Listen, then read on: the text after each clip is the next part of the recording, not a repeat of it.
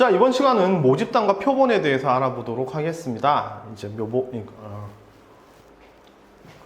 자, 이번 시간은 모집단과 표본에 대해서. 자, 다음 이번 시간은 모집단과 표본에 대해서 알아보도록 하겠습니다. 자, 모집단은, 통계라는 건 뭔가 조사를 한다는 얘기죠. 그죠? 맞죠? 그래서 기초 데이터를 우리는 모집단이라고 불러줍니다. 모집단.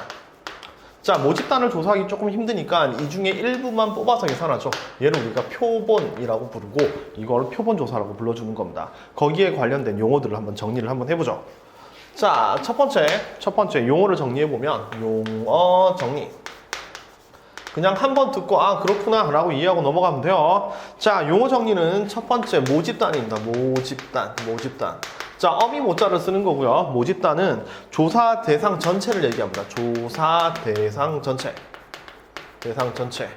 예를 들어 우리나라 고등학생들의 전체 키를 조사한다면 우리나라 고등학생들의 전부가 모집단이 되는 거고, 어떤 고등학교 학생들의 키를 조사한다면 어떤 고등학교 거기가 모집단이 되는 겁니다. 그죠? 조사 대상 전체를 모집단이라고 합니다. 자, 모집단에서 일부를 우리는 표본이라고 불러주는데요. 표본이라고 불러주는데 얘는 모집단의 일부입니다. 모집단의 일부. 자, 이 모집단 전체를 조사하는 걸 우리는 전수조사라고 부르고, 일부만 조사하는 거, 표본을 조사하는 거 우리는 표본조사 이렇게 불러줍니다. 자, 그럼 모집단에서 표본을 뽑는 일이 필요한데 그걸 추출이라고 부릅니다. 추출. 모집단에서 표본을 뽑는 방법. 표본을 뽑는다를 추출이라고 부르는데, 자, 보통 추출을 할 때는 모집단에서 표본을 추출할 때는 랜덤으로 뽑죠. 그죠? 그걸 우리가 보통 임의 추출 이렇게 불러주는 겁니다. 그리고 다시 한번 뽑은 걸 다시 뽑을 수 있다. 이걸 복원 추출, 그 다음에 뽑은 거 다시 뽑지 않는다. 비복원 추출 이렇게 불러주는 거고, 사실 이 표본을 뽑는 방법, 추출하는 방법이 통계에서 특히나 표본조사에서 되게 중요한 파트를 차지하죠.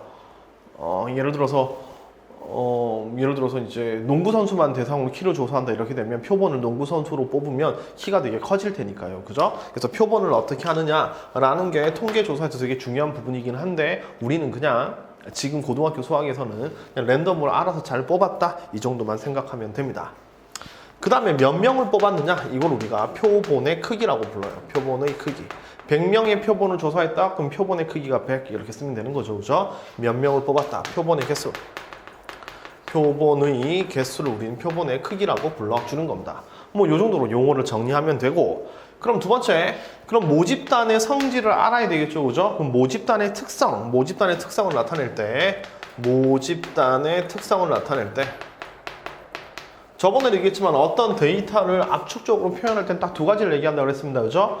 평균과 분산에 대해서 얘기하는데, 이 모집단의 평균을 우리는 뭐라고 부르냐면 모평균이라고 부르고 기호로는 M이라고 씁니다. 자, M은 당연히 미인의 약자입니다. 그죠? 모평균. 그 다음에 당연히 모표준 편차가 있죠. 그죠? 모표준 편차. 모분산이라고 먼저 할게요. 모집단의 분산을 모분산이라고 부르고, 모분산은 시그마의 제곱이라고 씁니다. 시그마의 제곱. 당연히 시그마는 표준 편차겠죠. 그죠? 그래서 모표준 편차를 우리는 시그마라고 불러준다 이겁니다. 이게 모집단의 특징입니다. 그러니까 모집단의 특징을 나타낼 때는 요 두 가지를 얘기하면 됩니다. 그러니까 분산하고 표준 편차가 같은 거라고 보면 모집단의 특징을 나타낼 때는 평균과 뭐로 나타내자? 분산으로 나타내자. 근데 모집단의 평균은 모평균 M, 모집단의 분산을 모분산 시그마 제곱 이렇게 쓴다. 이런 얘기입니다. 자, 세 번째. 그러면 모집단에서 뽑은 게 표본이죠. 그죠? 맞죠? 그럼 따라서 표본의 특징을 나타내는 수도 필요하죠. 그죠? 표본의 특징을 나타내는 수. 특징을 나타낼 때도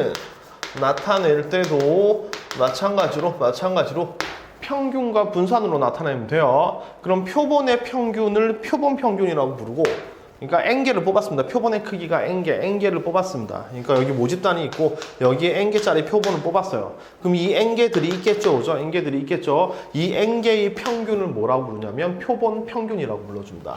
그래서 N개의 평균을 표본 평균이라고 부르고, 얘는 기호로 뭐라고 쓰냐면 X바라고 써요. X바. 잘 기억하십시오. 다시 이 표본의 평균을 뭐라고 부른다? x바라고 부르고 당연히 x바는 이 표본을 각각 뭐 x1, x2 땡땡땡 xn으로 쓴다면 x1 더하기 x2 쭉 다 더해서 모든 표본값들을 다 더해서 개수 n으로 나눠주면 되는 거죠. 이렇게 되면 표본 평균을 구할 수 있다는 얘기입니다. 그러니까 표본 평균을 구하라는 얘기는 안 나오니까 이건 그냥 당연히 n개를 뽑았으니까 n개 다 더해서 n으로 나눠주면 표본 평균이 되겠죠. 요 기호가 중요합니다. 자, 다음 표본 분산을 S제곱이라고 쓰고요. S제곱이라고 쓰고 당연히 그러면 표본 표준 편차는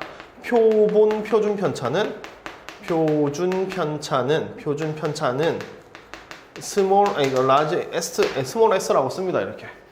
아시겠죠? 이거 라지 S처럼 보이는데 스몰 S입니다. 자, 표본 분산을 S제곱이라고 쓴다면 표본 표준 편차는 S라고 씁니다. 당연히 루트 씌우면 되는 거니까 이렇게. 그럼 표본 분산은 어떻게 계산하느냐? 요 녀석들의 분산이거든요. 요 녀석들의 분산. 그럼 분산은 편차의 제곱의 평균이니까 편차의 제곱 따라서 x1 x바의 제곱 편차의 제곱이죠, 그죠? 더하기 x2 x바의 제곱 이렇게 다 더합니다. 어디까지? xn x바의 제곱까지 다 더해서 분산이니까 나눠야 되겠죠, 그죠? 자, 뭐로 나누냐면 n-1로 나눕니다. n으로 나누는 게 아니라. 이상하죠, 그죠? 아니, 왜 이걸로 나누죠?